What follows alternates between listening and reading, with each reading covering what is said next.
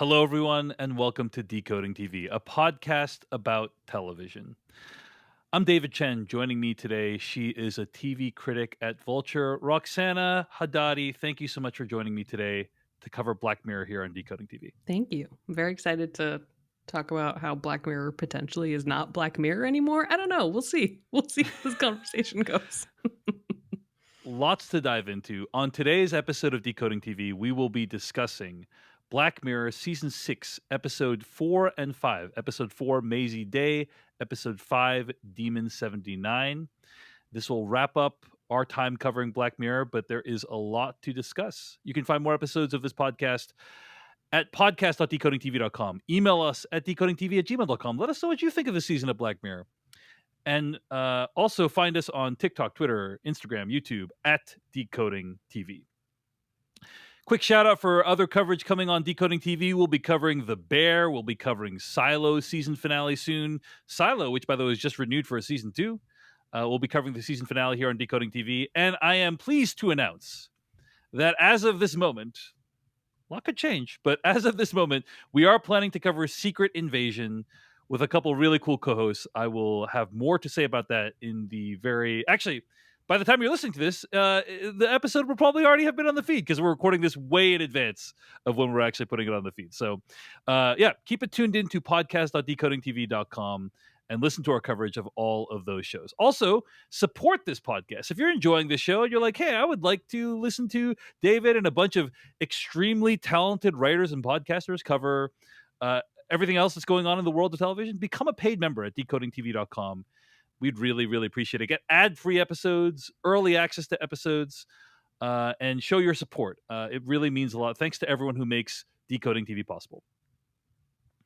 All right, Roxana Hadadi, let's get to it. Today on Decoding TV, let's dive back into Black Mirror Season 6. This time, let's talk about Episode 4, Mazey Day. We're going to start by talking about overall thoughts. Should people watch this episode?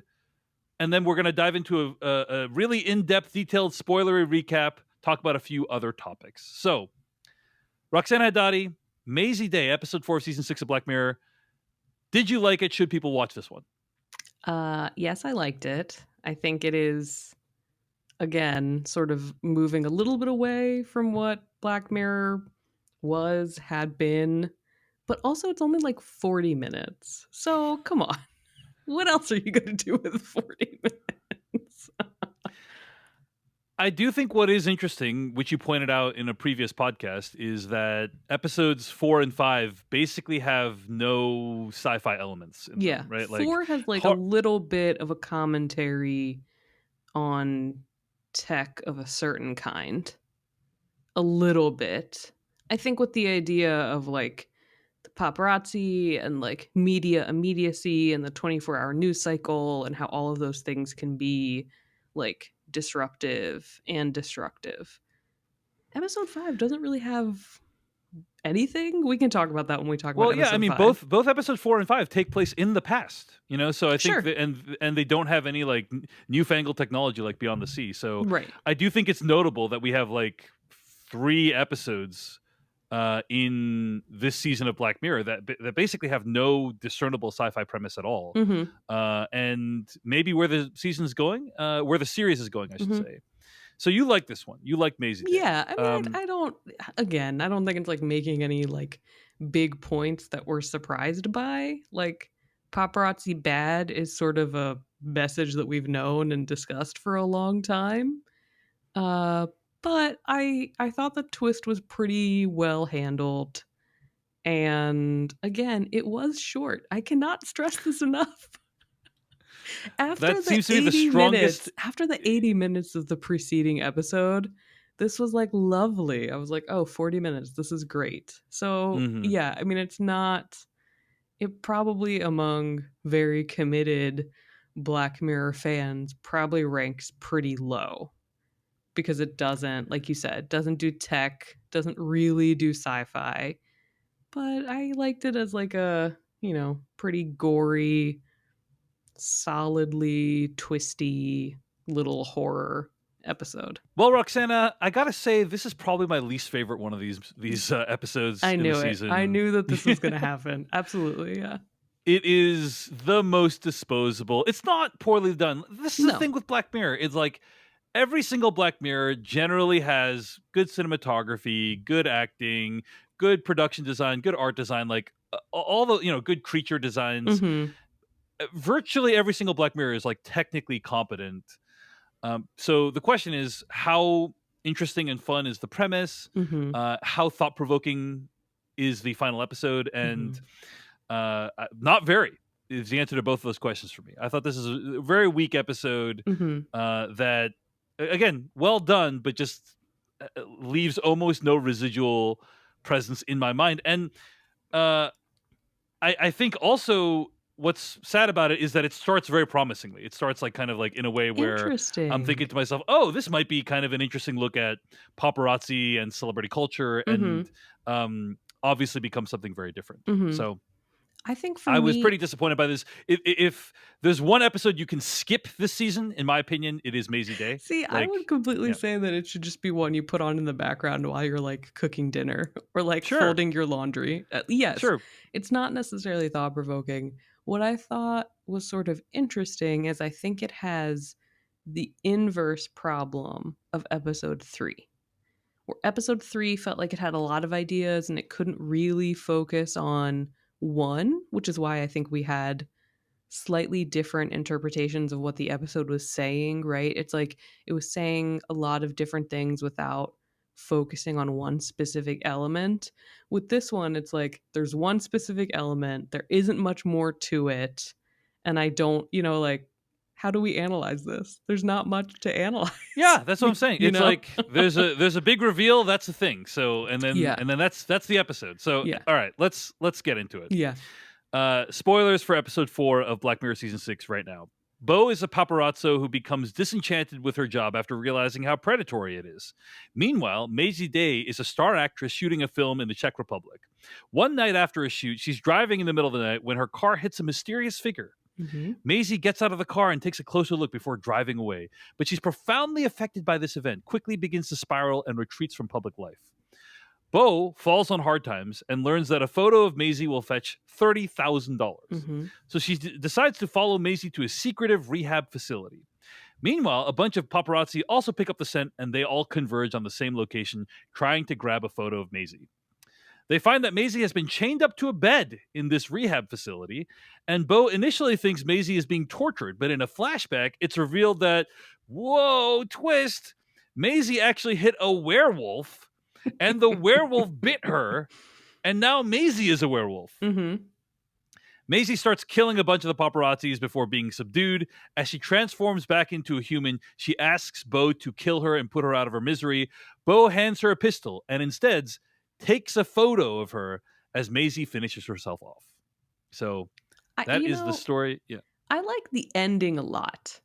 Mm-hmm. I think that the ending, the specific ending, like the taking a picture ending, is very smart. And I do think the predatory angle of that fits in with like Joan is awful and does fit in with Black Mirror's overarching like tech is bad. If we're specifically using a photographer like a photo as tech and the entire paparazzi industry as tech, which I think you could make the argument that that kind of coverage fueled celebrity blogs and digital media and like a whole different kind of online experience. I think you could make that argument if you were really stretching it, which, Which I'll you try are. to.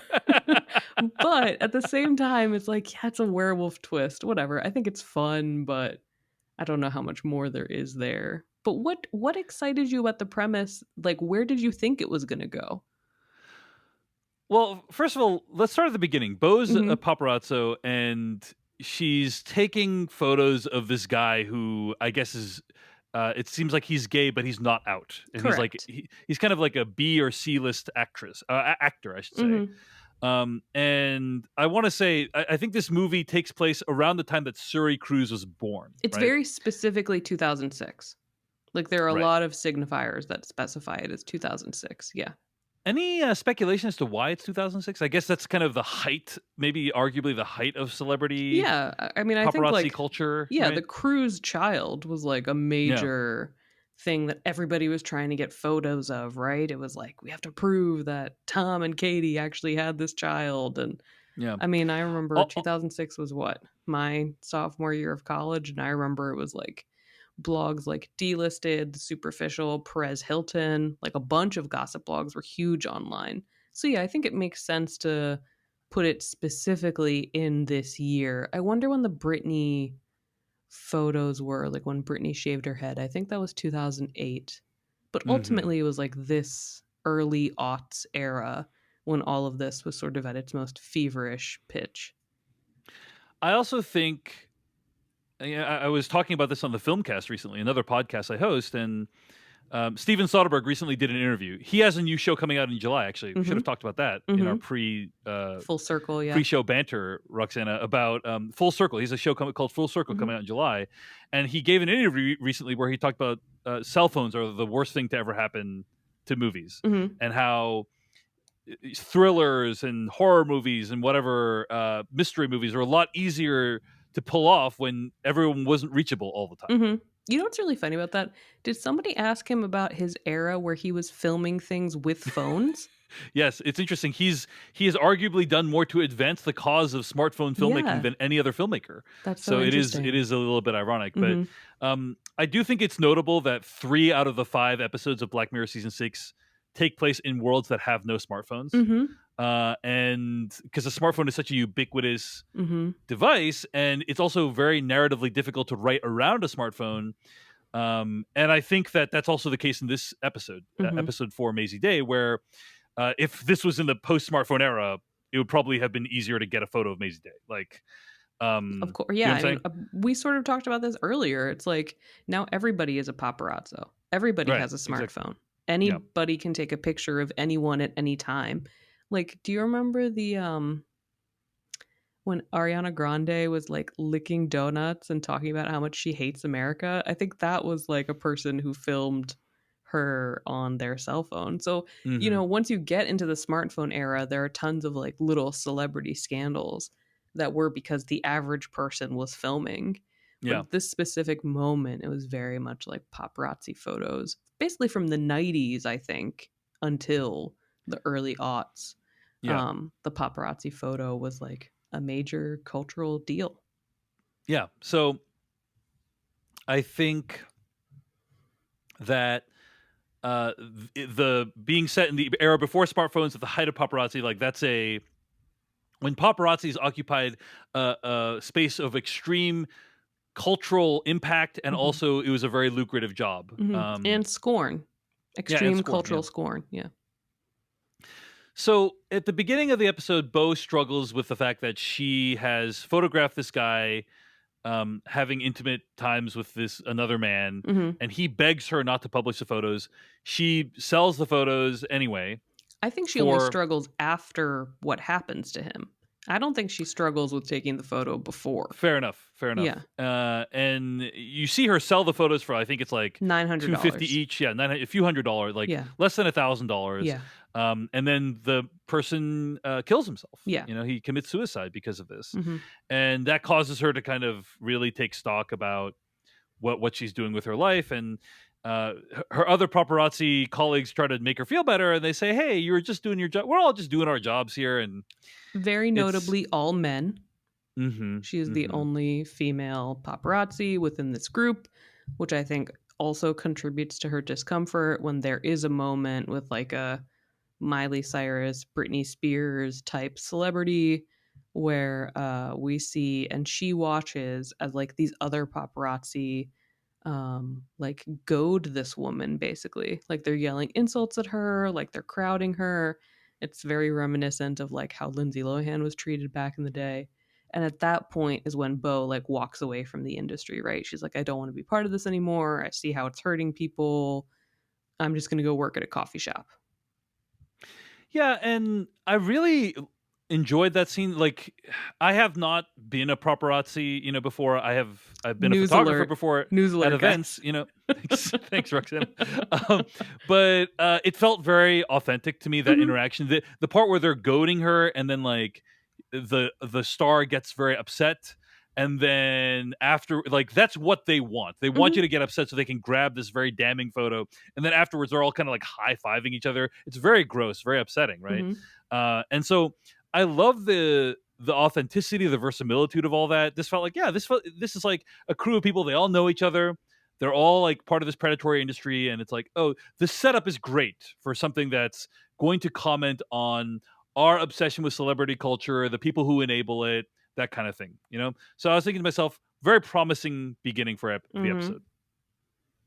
Then they chase down Maisie Day, and we're like 30 minutes into the 40-minute episode when they're Yeah. like about to find Maisie Day, and I'm like, what else is good? Like, this feels like we're at the end of Act 1 or the beginning of Act 2 versus like towards the end of the episode. And Mhm. then of course the reason is because, Roxana, it's all just for this big twist, a big aha, Well, like, but let me back it up. We're fooled sort you. of we're sort of skipping over the fact that like the first act of this episode is Bo, but the second act is Maisie. We get Fair like a enough. significant amount of time with her on set, and we see that she is like the star of this like fantasy property or whatever. Seems like a Um period piece, yeah, I but her think. Yeah. life is like very lonely. Like we see that Hmm. she is like drinking and doing drugs by herself, like in her hotel room. There's nobody around, right? I think there is a commentary there again on like the cost of fame, which also is something that the documentary episode does. Like, Yeah. does fame drive people away from you? Do you have to drive them away from you? All that stuff. So I do, again, like I think this episode is very broad in being like paparazzi bad, celebrity at a young time, difficult. But you're right. Then like when Bo tracks down Maisie, there's only like 10 to 15 minutes left of the episode, and it's a real question of where else could this go? And where it goes is like a Goosebumps book where she becomes a werewolf. uh I the thing about Black Mirror is, what I love is all the other like little side characters and the little Hmm. interactions are all really well done. So for instance, Bo has a kind of prickly roommate, Hmm. Oh, you who, found him prickly? I just found him socially awkward. yeah, social awkward, but Bo, you can get the sense Bo is not holding up her part of the roommate No. contract, and so this guy needs to like confront her, and he like reads off these cards, and Hmm. it's just like a nice little it's a nice little Yeah. touch that makes it feel like these people are real people, Did you you know. And feel how did you feel about her flavorful cooking? Did you have any thoughts about her cooking ginger and garlic yeah, to the that annoyance was of her white male roommate? yeah, yeah. I mean, what was funny to me about that was like, I thought it would be like she's cooking meat and he's a vegetarian or Right. something, but it's No. just It's like, just nope, she's cooking it's just too much aromatics. flavor. It's too Yeah, much it's too flavor, much. you know. It's too much. Can't handle it. Can't handle it. So Yeah, I mean he does suck. Like his interaction with her where he has to prepare note cards for asking for his side of the rent, I did find like relatable as someone who does not like confrontation. I don't think he But sucks. I don't think he sucks. I think he has a roommate who's not pulling her end of the bargain, and he needs to find ways to awkwardly bring it up. I think he And has racist microaggressions about her food, which are okay, probably exacerbated by the fact that she is not contributing to her part of the apartment. Um, but yeah, so it's like there's that little interaction, and Bo has her friend who's played by, Danny Ramirez from Top Gun Maverick. He also seems like a less terrible paparazzo than the rest of them, who are all like very abusive and mean. But like I mean, I guess there's also the celebrity doctor. yeah, and that's the thing. You know, that's another side interaction that I Hmm. really appreciate, and it's a nice fake out. You know, because they make you think that Maisie is spiraling because she's killed someone, but in fact, it's Right. because, um, She's in like addiction recovery. They're like detoxing her or something. yeah, and but And it's in fact then it's because she's a werewolf, yes, Roxana. she's It's a werewolf. that's why You she's know what I spiraling, because she's love a though werewolf. is the implication here that the celebrity doctor knows how to treat werewolves because Hollywood like has other werewolves. What is the suggestion? How does he Right, know to do this? right, yeah. It's a good question. Good question. So So Anyway, so yeah. they all converge on this rehab center, and there's some, again, a lot of nice moments along the way. The guy at the diner is a little creepy. Hmm. The Bo waiter, is you thought following the Maisie, waiter but then was this guy gets out creepy? and like, well, it's kind of like there's something. He's like watching her leave, and I'm like, what's going on? There might be something Okay. there. Okay. Anyway, and then the guy gets out of Maisie's car and slashes her tires, and that's like Mm-hmm. a very like nice Maisie moment. Day's like security guy. Yeah. There was one other moment that was kind of notable about the episode, which is, or two other moments that really stuck out to me. Right, one is when Bo is trying to help Maisie, and Mm-hmm. then everyone's like flashing lights, and you can understand that if this is a situation where a star was genuinely in peril and they were surrounded by paparazzi, their inclination would be, let's take a picture of this and not let's help this actual human who's in Mm-hmm. pain and distress, right? Mm-hmm. And so that feels like a relevant and damning commentary on the paparazzi culture, for Sure. sure. And then, of course, the final moment when Bo decides, hey, I'm going to help you out a little bit, but only a little bit, and I'm still going to benefit off of it. Yes. That's kind of the paparazzi in the best form. The best possible outcome for a paparazzi is I'm helping you, you're helping me, and we're all profiting off of human suffering. That feels like best case scenario. Yeah. Sure. I mean, I think couldn't we again? I think what I found like narratively lackluster about this episode, although I liked the horror part of it, is like, isn't couldn't you say that about all of Hollywood, right? I mean, like everybody is like making money off each other. Like, it's not like the paparazzi are like the only terrible job. You could argue that like managers and agents and like all these other people are also somewhat predatory. I don't know. That's sort of why it was a little it sort of feels to me again like the we're making fun of Netflix thing. It's like I just want something a little meatier than the observation of like the paparazzi are hurting people. Like I sort of know that. I don't disagree. Hey, Roxanne, I don't disagree. I'm Yeah. trying to be as positive as I can You about are. this episode, which I You're thought definitely was, putting a more yeah, positive like you're trying to give it the benefit of the doubt, which I right, appreciate. right. Yeah. I Honestly, I'm just looking at my notes for this episode, and mhm. literally, I wrote in my notes, episode 4. This was just a huge bummer. What was the point of that? That was my note, because yeah, there's nothing particularly insightful, I think, about paparazzi culture. Mhm. It's a fun little twist, fun little I think it's a good aha. genre ride. Like I Yeah, said, good like genre put it ride. on when you're cooking dinner or folding laundry or doing your chores or something. It's fun. It's fun and forgettable. The creature effects were decent, Yeah, they were fine. but yeah, I did. I'll just go back to that point I made, that I did feel quite terrified when Bo is trying to like help this woman out, and everyone's just, the flashbulbs are just The nonstop, and you really flashbulbs are get the sense creating of, like a strobe light effect. It's yeah, like very impenetrable for the yeah, actual like I mean obviously it's a purposeful effect for there not to be like a lot of production lighting because the flashes are going off and they're enveloping her and there's a very like echoing quality to that visually. I do think that was well done.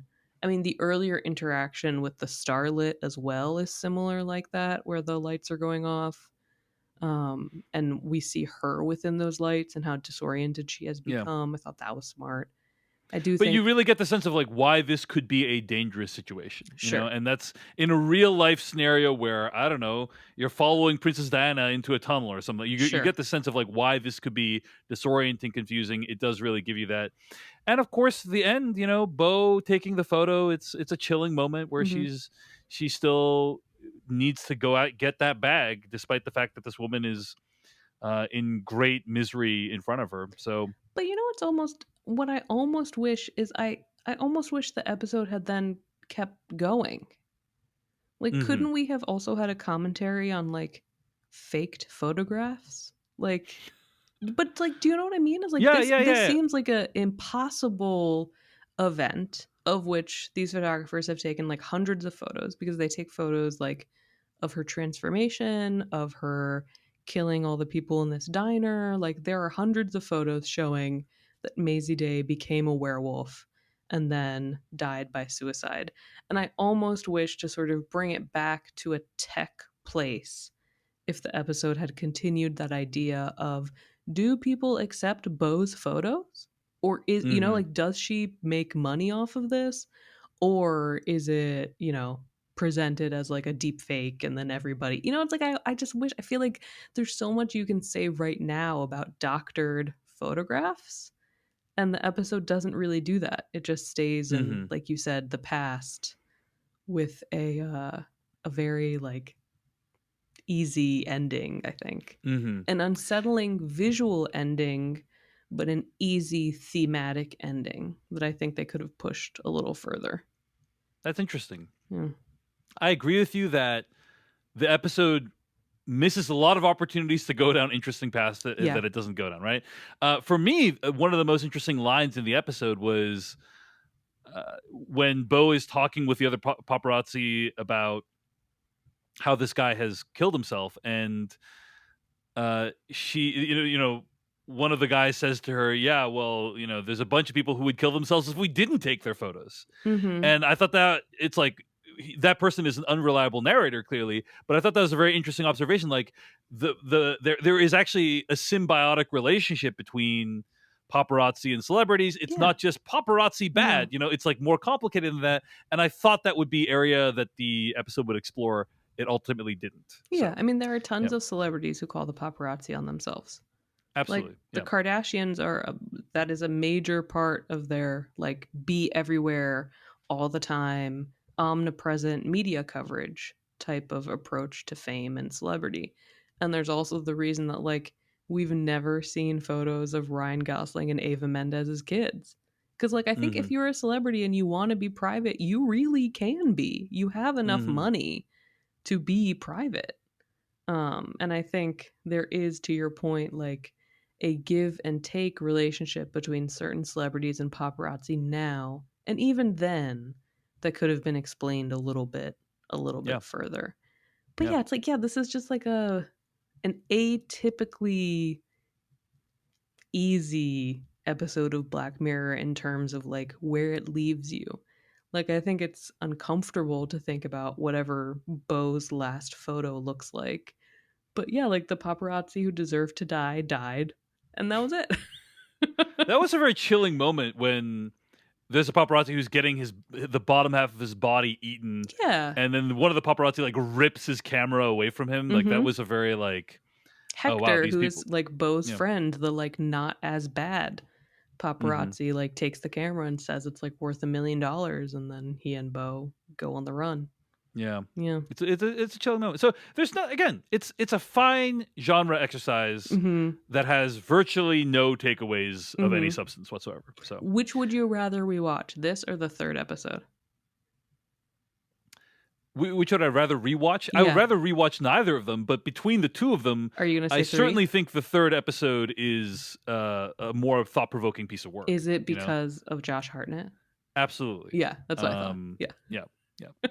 So anyway, those are our thoughts on Black Mirror season 6, episode 4, Mazey Day. Mm-hmm. All right, let's get to our thoughts on episode 5, season 6 of Black Mirror, Demon 79. You're listening to Decoding TV or watching it on YouTube at youtube.com/decoding TV. I'm David Chen here with Roxana Hadadi. Let's start with a brief reaction to episode 5. Did we like it? Did we think it was good? Do you think people should watch it? We'll do a detailed recap, and then we will dive into some more further details of things we liked and didn't like about the episode. So, Roxana Hadadi, Mm-hmm. season 6, episode 5, Black Mirror, Demon 79. What did you think? Do you think people should watch this episode? Is this a good one? I love this episode, like, so much. Like, if this were a pilot for another TV show about these characters, I would be so happy at the possibility of a series based on the two of them. I think it's very fun. Again, this probably has the very least to do with tech.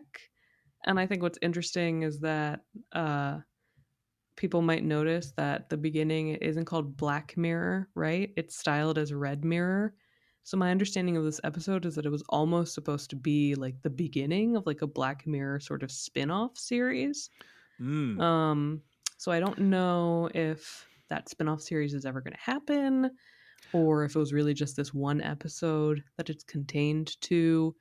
But I really enjoyed it. I think it's fun, and no, it has nothing to do with sci-fi. It's really, again, sort of like a fantastical, tonally comedic monster episode. It really Right. reminded me of something that would be in Guillermo del Toro's Cabinet of Curiosities. I Mm. just really enjoyed it and thought it was really fun. I also think that the performances here for me were by far the strongest of the Mm. season.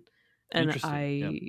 yes, I say that even against the performances in Joan is Awful. I just really was Hmm. charmed by this episode. But yeah, it's not Black Mirror, right? It's Red Mirror. So I don't know. Yeah, my understanding of the Red Mirror, like, so at the beginning of every Black Mirror episode, you see the glass cracking and it says Yeah. Black Mirror. But in this episode, it says like, this is a Red Mirror Mhm. movie. My understanding of what I've seen people interpret it as uh, online as this is a in-universe movie. If you're living in the Black Mirror universe, you would watch this movie. Oh, that's This is weird. I don't the know if I universe like that that. that exists, because it basically is like the stylings of the aesthetics of it are like with the credits and everything Mhm. make it feel like it is a movie. So presumably it is a Okay. movie in the Black Mirror universe, So, right? like, okay. So Streamberry exists in the Black Mirror universe. Yeah. Netflix exists in the Black Mirror universe. Yes. And this And would this be movie, Demon 79, exists okay. because if you look at the art too, like the poster art, it makes it look like it's a move, like it's an actual real life movie. So I I don't know. mean, I I did think notice that about the credits. I didn't necessarily think that it was in universe. mhm. I still would like a Red Mirror spin-off series. Sure, yeah, yeah. I mean, it's possible. It's I think possible. that would be But fun, but yeah, okay, that's interesting. What did you think? I think this episode is pretty good, and it is propelled to pretty good status almost completely off of the casting and the performances. Like Yes. the two main actors who are Anjana Vasan, who plays Nita, and Papa Esiedu, who plays Gap in this episode. They just have such great chemistry with each other, and they bounce off each other so well. And it's a genuine delight to watch them do their thing. That makes the episode worth watching for me. Mhm. Some of the other stuff in the episode is really cool. Some of the imagined sequences are really cool. The effect where Gap allows Nita to see things you see in the trailer, where like he like grabs her hand and like her eyes light Glaze up, like over. Mhm. the entire history of you. It's kind of like she's watching. So that stuff is really cool looking and really well Mhm. executed. Uh, you know, does it have any interesting takeaways? I couldn't figure out really what it was. I think I'm used to Black Mirror having like a moral. And it's Okay. okay if you don't have a moral for a Black Mirror episode. Like I'm not saying it needs to be extremely clear what the moral is, but um, I don't even know exactly what I'm supposed to think. Like if it doesn't have a moral, at least it should get me thinking. Like Joan is Awful, that like gets me thinking about like Okay. how people's images are used and Okay. and how technology appeals to our baser instincts, and we should be on the lookout for that. There's no like real moral there, but like it gets me thinking about these things. Demon 79, I'm not exactly sure what I'm supposed to be thinking about at the end of Really? I this, feel like you didn't but think let's that. let's talk about it. Let's talk Okay. about it Okay. in the Okay. spoilers. Okay. So overall, I'm a big fan of the episode. I like the Mhm. episode, very solid, Mhm. and it's primarily because of the performances. Mhm. But I kind of it's not why I watch Black Mirror, right? The other thing I just want to mention too is it has a lot of procedural aspects to it. Okay. And I think that Charlie Brooker really likes police procedurals. Like Mhm. many Black Mirror episodes play out like police procedurals. They'll introduce like police characters, detectives who are Mhm. looking, and I think he just likes police procedurals. And this is like another excuse for him to do a police procedural, but basically no sci-fi elements whatsoever. Mm-mm. And so, it's just another fairly well executed genre piece. Mhm. Let's talk about the plot and then we'll react further to some of the aspects of it. So here's what happens in Demon 79. It's 1979, and Nita is an Indian immigrant and a mild-mannered shoe salesperson working in the north of England. She brings biryani to eat for lunch, but after her coworker complains about the smell of her lunch, she decides to take her lunch in the basement of the department store. Mhm. While looking through some drawers, she accidentally activates an ancient curse. As you do. Later that night, a demon named Gap appears, taking on the appearance of Bobby Farrell from the musical group Boney M. Gap informs Nita that she must kill 3 people over the course of the next 3 nights, or else the apocalypse will be triggered and Gap will be exiled. Exiled from hell, I feel like we should say, right? Like Yeah, not exiled from exiled from hell. Earth, but just like kicked out of hell. Yeah. Yeah, like eternal nothingness or something. Yes. They Eternal had some phrase. blankness. Yeah. Yeah. Nita completes the first two killings, becoming increasingly skilled at doing so. For her third victim, she decides to kill a conservative political candidate named Michael Smart, but is foiled by a detective before she can complete the kill. Mm-hmm. She's taken to the police station for questioning, and as the clock strikes midnight, nuclear weapons fall, triggering the apocalypse. Meanwhile, Gap confirms to Nita he's been exiled and invites her to join him wherever he's going next. And the two walk towards the camera and out of frame as the police station ignites in flames. Mm-hmm. So that's kind of what happens overall in the story. And yeah, there's a lot going on. As I mentioned, there's a police procedural element to this. Nita's murdering people, and the police are kind of trying to track her down. The whole time we are wondering, right? Mm-hmm. Is this something that Nita is just seeing in her head or imagining? Or is this an actual supernatural phenomenon? And I also think, is she being tricked? Is Gap telling her the truth? So there's like is she imagining it? There's a suggestion that her Yeah. mother, who has since passed, also had like mental illness. So there's a little bit of fear from that angle. And then there's also the idea that like Gap is a demon. So he could just be He tricking could just her. be effing with her, you know? Yeah, is he And just like, having a fun time? A lot of their dynamic reminded me of like The Good Place, and this yeah. idea of like trickster demons who just, get their entertainment from messing with people. That does It not reminded me, turn out to honestly, be the the dynamic case. of this episode reminded me a lot of Quantum Leap. I don't know Okay. if where you have like this invisible guy, and then this person's trying to like solve this problem, but they don't necessarily believe that they should be doing what they're doing. Like very Quantum Leap esque in a good way. I Interesting. like Quantum Leap. I think it's a great, great show, classic show. So, but yeah, and it's fun. It's a fun component of the episode is that you're wondering to what extent Gap is telling the truth and to what extent he's actually trying to help her.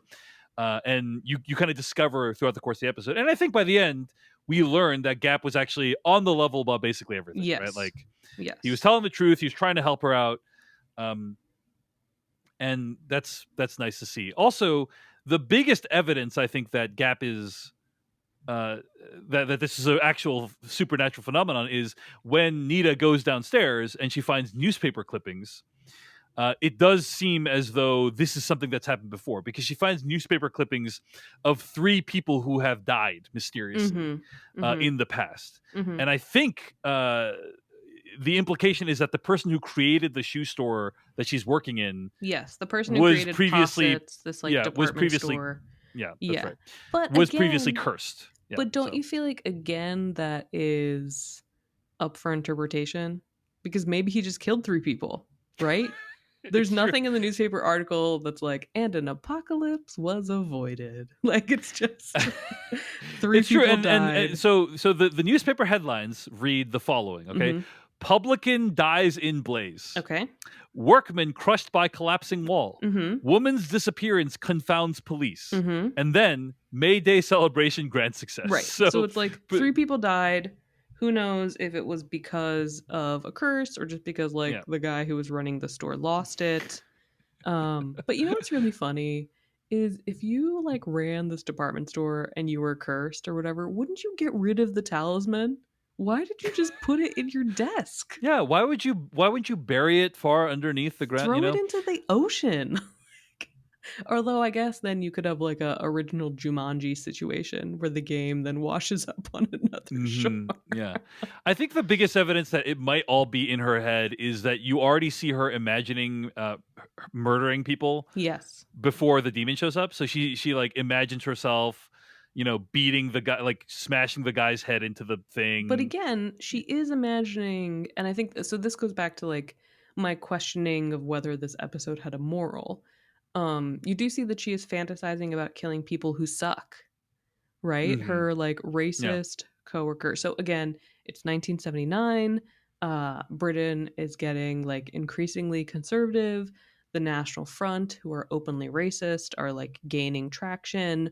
Her incredibly awful white coworker who never does any work but is the favorite of the boss, is reading a National Front pamphlet at work and talking about like how they have a lot of great ideas. There is a guy well known within the community who killed his wife but got away with it. So like, Netta has these moments where she is fantasizing about killing these people who pretty clearly deserve it.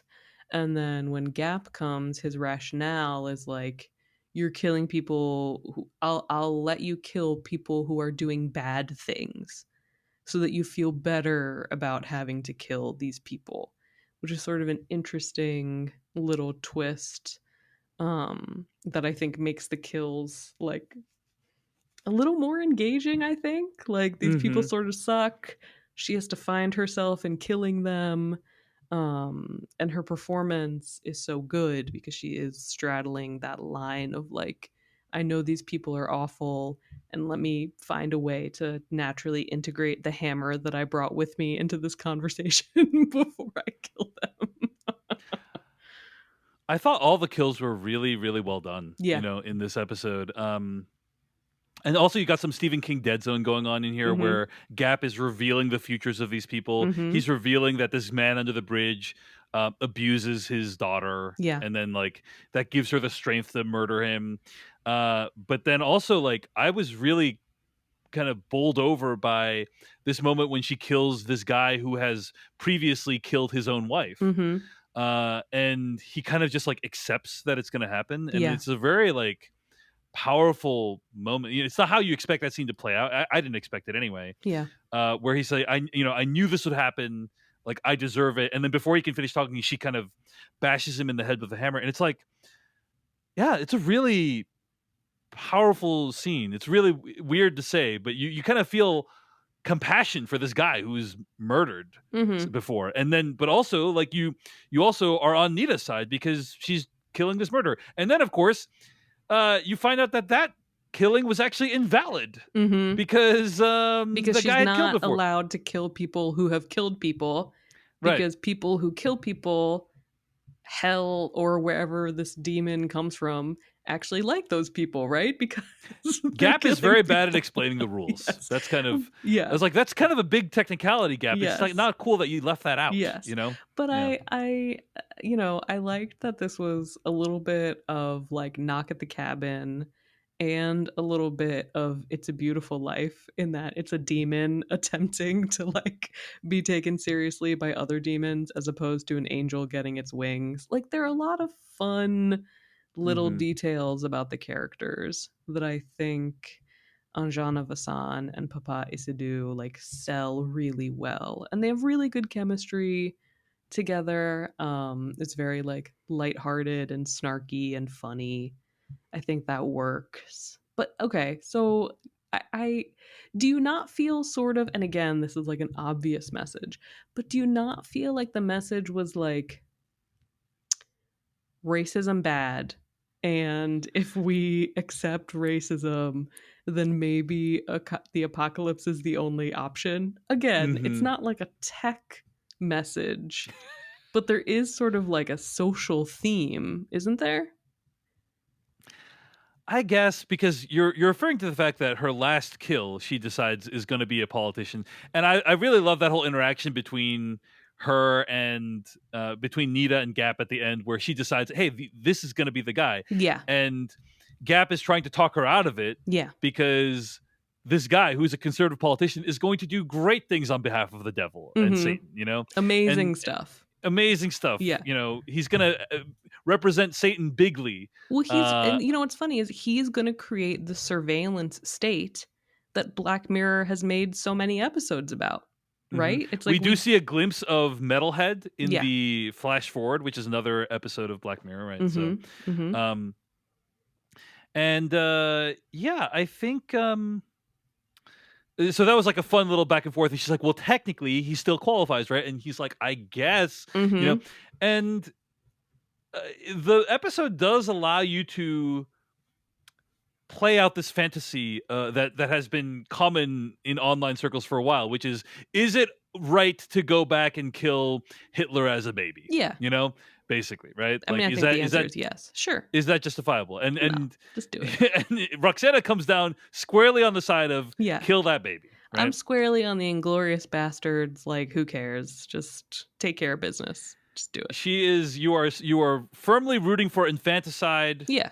in most circumstances, you Yeah, know. sure. And Yeah, I don't care. Who cares? It's Hitler. Whatever. He sucks. but how do we know that someone even more horrible wouldn't have risen up instead, Roxana? Okay, well then we In the have time meantime, you have the blood travel of and a we can baby go on your back and time hands. travel and kill that guy too. Look, if we have time travel, we should be doing a lot of murder in the past. Mm-hmm, mm-hmm. That's fine. Indeed. Yeah, so I think it's complicated because is it okay to kill this guy? You think definitely yes. Yeah. And Yeah. the episode just made me what the episode did provoke in me is this idea of what if something like this happened in real life where this immigrant murders this conservative politician and then and claims it's because she was trying to prevent the apocalypse and so on and so forth. You know, like that would probably feed this massive wave of xenophobia Yeah. in the country. Like that's kind of Yes. what I was thinking about. But fortunately, we don't need to think about any. Like the episode absolves us of considering any of that because it turns out Gap was right. Unless, of course, Nita's just imagining everything, including the apocalypse. That's interesting. Which I do think. So the point I was making earlier, Roxana, is you do see her fantasize about killing people, and that is evidence that maybe she made Gap up in her mind. And then at the very end, the police people look at the talisman and it just looks like a standard piece of wood. You know, it is possible to interpret this as though Nita made everything up, I think. See, I don't think so because I think when we get... I'm not saying I interpret it that way. I'm just saying I think it leaves the door open. But okay, right. go ahead. I'm telling you that I don't think that though. Okay, from go like ahead. a visual perspective, because her fantasies are very coded, right? Like we get like these quick zooms forward, we get like specific musical notes. Like there is a way that we know that her fantasies are fantasies, and they're usually because we remain within her perspective. But the first time that we see the apocalypse happening, we shift to everyone, like we shift to the perspective of the cops. We don't stay with her. She's not the first person who like sees the apocalypse happening. So I do think it is a definitive no, the apocalypse is happening angle. Well, sorry for trying to leave it more open-ended for the viewers, Roxana. No. You know? But again, like you said, that means like, so what are our ambiguous endings? We only have 2 this season because this is a very definitive ending. The werewolf one is pretty definitive, I think. And Joan is awful is pretty definitive. Whereas it's like 3, 2 and 3 that are a little more open-ended, I guess. I would argue 2 is not very open. Beyond the Sea is definitely open-ended. Okay. And this one is a little bit open-ended. Episode 5 a little bit open-ended. But yeah, that was probably where the episode was strongest for me. Is this idea of you know, Roxana, you and I are both immigrants. Sure. Right? And child of immigrants, children of immigrants, immigrants. I am an immigrant, you know. I wasn't born here. So yeah, or second generation immigrant, you know, like that's fine. And there are a lot of people out in the United States that would prefer that we weren't here, you know, and what is like how does one react to that? Like what does that do to a person, and how does one react to that? And then what happens when that reaction is at a level that is a crime, you know, which is what happens in this episode, right? And that's kind of what the episode stirred up for me, because you really see this is the one that has the real, like the intense microaggressions, obviously, with her lunch and everything like that. Pretty rich, by the way, for Black Mirror to have an episode where, as I mentioned to you, there's a character, you know, you have a white woman and an Indian dude in episode 1 where like he doesn't cook strong enough, and in this episode it's too strong. I think that is showing the breadth of the immigrant experience. Fair enough. That is thoughtful to not have us assume that every person... South Asians are not a monolith. Fair enough. Thank you. But anyway, so we see her being microaggressed towards many times during this episode. Right. And outwardly aggressed. The National Front spray paints NF on her door, right? It's Yeah, and it's like, and you see that for someone in that situation, um, what their set of available possibilities that's available to them is like not very large. mhm, Like many people who experience this, like they make themselves smaller, right? mhm, Because you don't want to attract any attention. You don't want to like, um, and it's very. I sympathize with that a lot. You know, mhm, I think it's what's also interesting is too like my dad probably got microaggressed a bunch of times, or my parents probably got microaggressed a bunch of times, and like, but they probably didn't even understand the language enough to even like know what was going on. Do you know what I mean? Like, mhm, if people told them their lunch was stinky or whatever, they probably wouldn't even get that that was like a microaggression. They probably don't mhm, even understand the concept of microaggression. But Nita is somebody who like has clearly, in my opinion, grown up in this area and like knows the has spent enough time in north of England to like understand the customs and why she and her reaction is like, yes, I'll eat in the basement. I won't complain about the National Front spraying spray painting on the door. And so it's like, let's make myself smaller, and then this demon coming into her life gives her like the opportunity to really quote unquote make a difference, and like what right, would a person do with that opportunity. So those are the kind of cool things that the episode brings up, but it's such a fantastical premise that it's like not so, it's like a wish fulfillment. It's not like this is relevant to our world today in any way. You know what I mean? right. Like, yeah, Well, mhm. I mean, yeah. I Go do, ahead. but I do think the conservative politician is relevant. Hmm.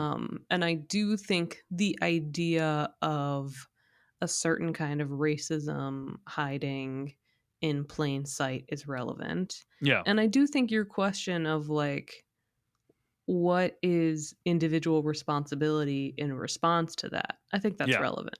So I yeah, think all yeah, those things are relevant. I just don't yeah. think it doesn't give you like a and here's what you should do, right? Right, Cuz not all of right. us can call upon a demon to give us the power to kill Exactly. people.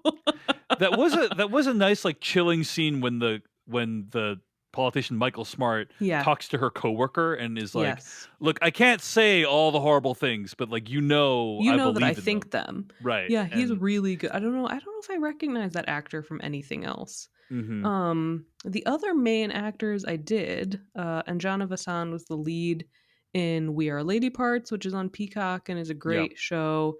Papa Isidou is from I May Destroy You and Gangs of London. He's right, great, and he has the new show on TNT, The Lazarus Project. So they're both pretty established TV actors. And this episode, I don't know if this was the only episode that had a co-writer, but it was co-written mm, by Bisha Ali, yeah, who I think was the showrunner for Miss Marvel. So it is, it is an episode that I think comes from people who have very, I think, intentionally been in stories about like immigration and like change. London is changing. Like there are people here who are not just white. What is that experience like? hmm So I think it actually was like a very thoughtful collection of people who came together for this episode. yeah, But yeah, yeah. again, like as a Black Mirror episode, I don't know. As It's like on the border. It's like on the border of what like. Whereas Maisie Day, I'm just like no, barely even a Black Mirror episode at all. right. This is like on the edge of like, okay, like I kind of understand why this is mind bending in the way that a Black Mirror episode would be. Mm-hmm. But it does seem clear, Roxana, I think that if Black Mirror is going to continue, which based on this season, I think it should. Like Mm-hmm. it's a strong season, I think. Um, that Charlie Brooker really clearly wants to take it in like a different direction, and I think that this is the most notably like least sci-fi season of the Yeah. show so Yeah. far. And if his interests are evolving, then I fully support that. But yeah, let's momentarily let's get to like what we thought of the season as a whole. I Mm-hmm. do want to mention Michael Smart does appear throughout the Black Mirror series. In Okay. Joan is awful on the social. I'm reading from the Black Mirror wiki Okay. on the social media app Smithereen. A post by USN states that Prime Minister Smart was met with strong counter protests when he arrived at the JFK International Airport. And in Loch Henry, Smart is seen referenced in several newspaper cuttings that they processed and digitized, where he apparently delivers an openly racist speech in his constituency of Tipley. and later he is expelled from the party, and he starts his own independent party. Okay, so So then yeah. see, I don't like that then. Because doesn't that That contradict the episode? right? Yeah, yeah. I don't. Unless Loch Henry is also a movie in the Black Mirror universe. But yeah, it does seem to imply that. Well, it contradicts the episode because at the end of the episode, everything ends, right? Like the world ends, Correct. right? And it So was in 1979 when yeah, that happened. yeah, I mean, I yeah. get, you know, That's why maybe it's a movie in the Black Mirror universe, Roxana. You know, I that's what I'm guess, keep trying to yeah. tell you. And you know, and that's the frustrating thing is that if I knowing this, I do put more credence behind your she's imagining it all theory. But my frustration with that is the filmmaking really doesn't support that. Like in its Yeah, yeah. in the episode's own language of when fantasies are happening and when they aren't happening. That's irritating. I don't know if I like that. I think it's a fair point. I think it's a fair point. All right. Yeah. Well, any other thoughts on this episode before we talk about the season as a whole? I do just want to also acknowledge. Yeah, I liked all the interactions between Nita and the detective. I thought that was like where the detective like goes to her house and he's trying to Mhm. suss out like is this an actual killer, Mhm. and she kind of plays it in a really smart way where everything she does is like very understandable. You know, Yeah. like it's just there's a lot of like little like all these like person to person interactions. I feel like feel very real to me, Yeah. and that's true for of a lot of Black Mirror. And I think a real strength of the show. Yeah. So I yeah, mean, he's good too. He was another phase where I was like, where do I know this man from? And I think he was on The Witcher. But again, mm, it's like I think this show has always done a very good job of taking recognizable faces who usually are not A-listers, right? You're usually yeah, not getting a Salma Hayek. yeah, But you're getting like a recognizable TV or movie face, and you're just giving them a role that is so different from what they have done in the past. Either so different from what they've done in the past, or in line with what they've done, but with like an interesting twist. Because hmm on We Are Lady Parts, Anjana Vasan also plays a young woman who is like coming into her own and sort of grappling with being taken seriously. There are no demonic murderers in that series, but it is sort of a similar sort of role. So, yeah, I mean, I've always appreciated that about this show, and I think this season does that as well.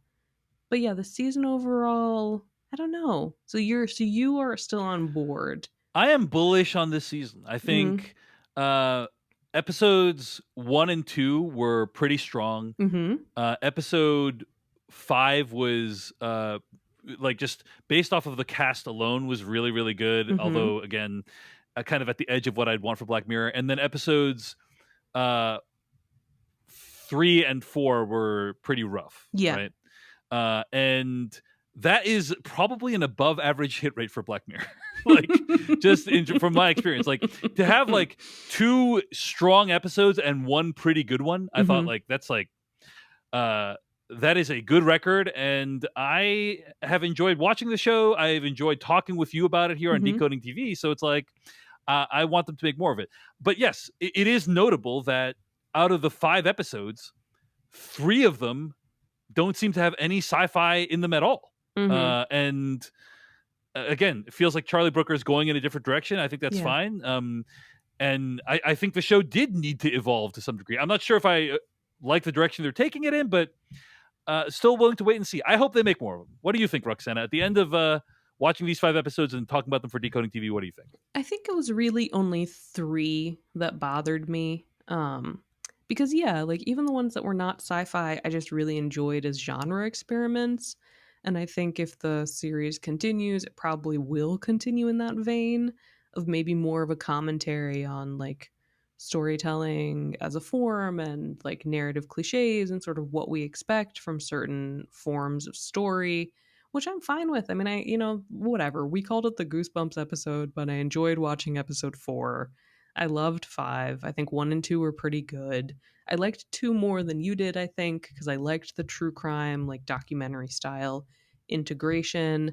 It was really only 3, and my frustration with 3 is that I felt like it had so much potential that just doesn't go explored. So it's not that it was like a bad idea, right? It was like still an interesting idea that just didn't go somewhere that I expected it to go. So yeah, like I will keep watching. I don't know, will we have to wait, what is it, like another 4 years? Like how long did we wait? Wasn't it To be 2019? fair, it was Yeah, it was COVID. Yeah, COVID kind of shut down the world, and sure. I think Charlie Brooker has stated on the record, we already are living through a dystopia. Like, I don't need to add my feelings to it. Yeah, And but now my that man, we were living in a dystopia when you started this show. Like, come on. Mhm. That's a cop out answer to me. Well, it's just, Black Mirror kind of often puts you in a really dark place, and I think Yeah. it's the idea is that we were all in a really dark place, and there's no need to make it darker. But now Mhm. that many people have kind of, not everyone, but many people have been able to kind of go back to normal lives. Mhm. The idea is maybe there's some more space for some of these darker elements, but even among the darker elements, it's like we're not. That's what's so interesting to me is like at a time when arguably the ubiquity of cell phones, the rise of generative AI, and so on is like so prevalent and part of people's lives in a way they haven't been before. Charlie Brooker saying, "Hey, I'm going to do a little bit of that. It's not nothing, but like the majority of the show is not going to be about any future-facing technology." And I think that's interesting. I think it's interesting. I also think we could see it next season, right? Like Yeah, we have to keep in mind like when was this written or produced? I don't know. yeah, yeah. But like a Many lot many of months ago. Many yeah, months like a ago. lot of Right. that stuff I think has become people have become more publicly aware of it very quickly, I think. Like I don't even think in January we were really seriously talking about like Chat GPT. Like everyone was seriously talking about it. You know what I mean? Hmm. So I think like life comes at you fast. And I could see next season going back to being more of a sci-fi space. But he's pretty good at horror, so if he Yeah. keeps doing that, It's all very solid filmmaking. Every episode. I think episode 6 was directed by Toby Haynes, by the way, very talented mm-hmm, filmmaker. So like mm-hmm. Episode 5, right? sorry, episode 5. You're right. Mm-hmm, Yeah. So all the directors are very strong this season, mm-hmm. and that's generally been a strength of Black Mirror. Is they'll get a bunch of different directors to make Yeah. the episodes, and like it's a great opportunity for people to like do a cool genre piece of filmmaking. So uh, I ultimately enjoyed this season more than I didn't enjoy it. Obviously, enjoyed talking with Roxana Hadadi about it. So I'm rooting for it to come back for at least one more season, but we will see. All right. As we wrap up today, I do want to mention if you enjoyed this podcast, you can support it by going to decodingtv.com and sign up to be a paid member. Get access to early episodes, ad-free episodes, and make this show, give this show the resources to keep going. We really appreciate it. I pay everyone who is a co-host on the show, and I depend on the contributions from the paid members at decodingtv.com to make this podcast possible. I also want to mention you can follow us, email us at decodingtv@gmail.com, but also follow us on TikTok, Twitter, YouTube, and Instagram at decodingtv. We broadcast live on YouTube all the time. And stay tuned for conversations about Secret Invasion, Silo, The Bear, and much more this summer. Roxana Hadadi, Mm-hmm. as usual, it has been an absolute pleasure. Same. Where can people find more of your work on the internet? You can find me at Vulture/New York Magazine, or you can just find me on Twitter. All right. Well, we'll link to all that in the show notes. Roxana, thanks for the chat. And until next time here on Decoding TV, stay safe. We'll talk to you soon. And try to ignore any demons that tell you to kill people. No, I'm definitely not going to. All right, bye guys. Bye. Hey everyone, David Chen here. Thank you so much for watching that video from Decoding TV. If you want to get an audio version of the show, all you got to do is go to podcast.decodingtv.com. And if you want to support what we do, get ad-free episodes of the podcast and also bonus episodes of the podcast, go to decodingtv.com and become a paid member. Of course, you can also like and subscribe for more. We appreciate it. Thanks. See you later.